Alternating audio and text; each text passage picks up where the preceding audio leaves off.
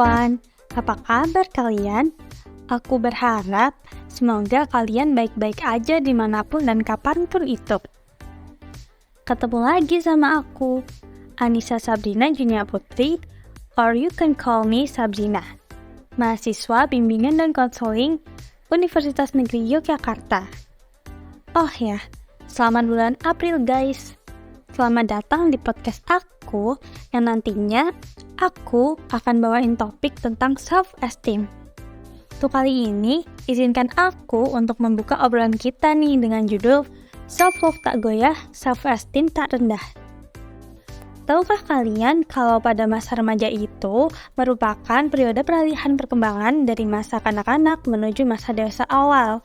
Nah, di masa ini, remaja lebih banyak menghabiskan waktu bersama teman-temannya daripada bersama keluarga. Hayo ngaku kalian.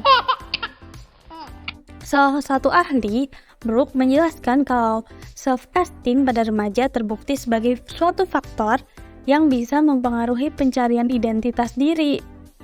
Nah, ketika remaja memahami dirinya seperti apa yang mereka idealkan, maka remaja akan memiliki penghargaan diri positif atau memiliki self-esteem tinggi. Nah, tapi sebaliknya, ketika apa yang ia miliki atas dirinya tidak sesuai dengan apa pandangan ideal mereka, akan memiliki self-esteem yang rendah. Self-esteem apa itu? Oke, aku jelasin ya.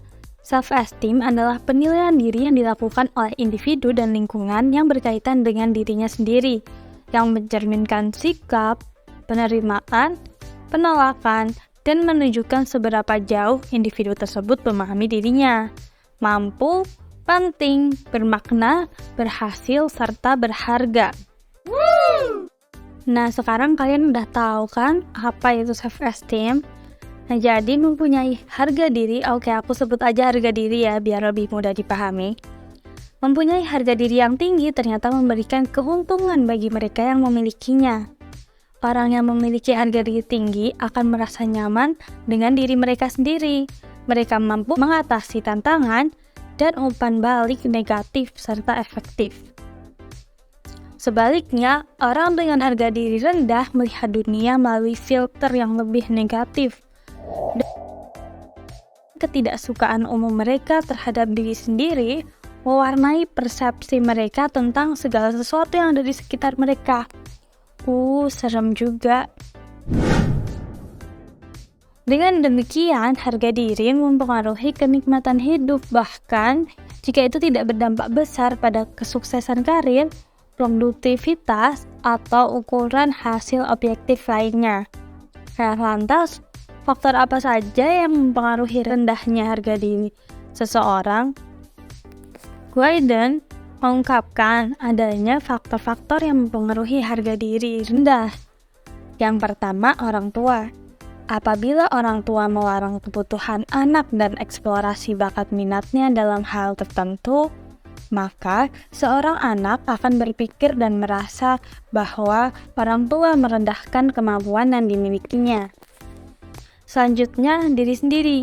Nggak cuma faktor eksternal, tapi faktor internal juga mempengaruhi harga diri yang rendah. Sumbernya dari sini nih, bahwa diri sendiri dapat membuat tinggi maupun rendah harga dirinya sesuai dengan perasaan kita sendiri.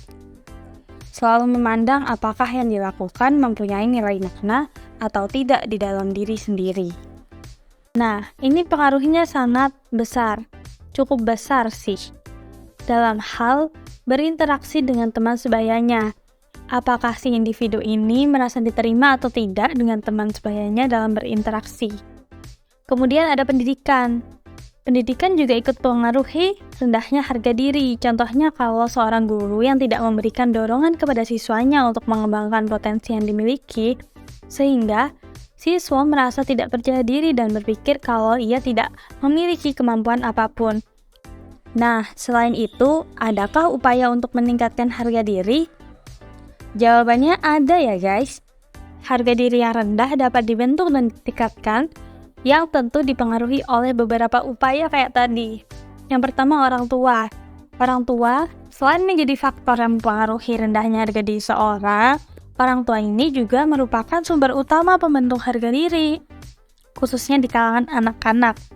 Jadi, orang tua harus meletakkan landasan harga diri yang kokoh, mengembangkan kepercayaan diri, mendukung kemampuan anak, dan memberikan perhatian kepada anak sehingga kepercayaan diri anak tuh bisa meningkat dan harga dirinya juga meningkat.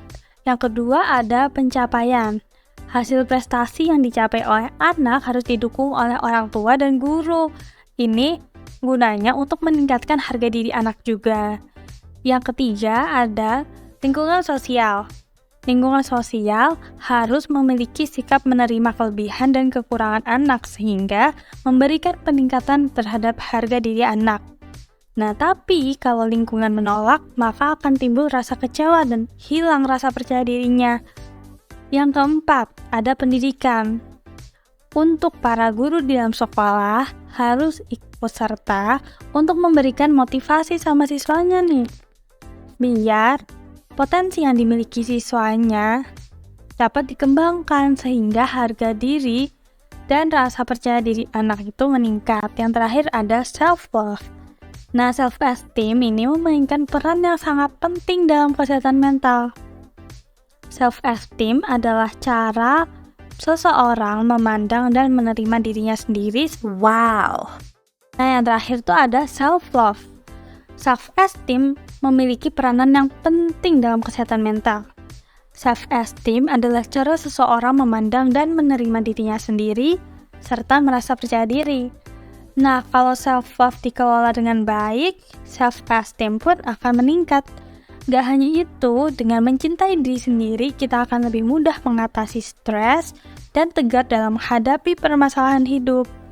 Jadi, semua permasalahan lebih mudah diatasi. Nah, itu tadi upaya untuk meningkatkan self-esteem pada diri individu. Self-love menjadi salah satu upaya untuk meningkatkan self-esteem pada diri kita. Oleh karena itu, yuk tingkatkan self-love-mu karena self-love tak goyah, self-esteem pun tak rendah. Oke, sekian podcast dari aku. Sampai jumpa di lain waktu. Bye!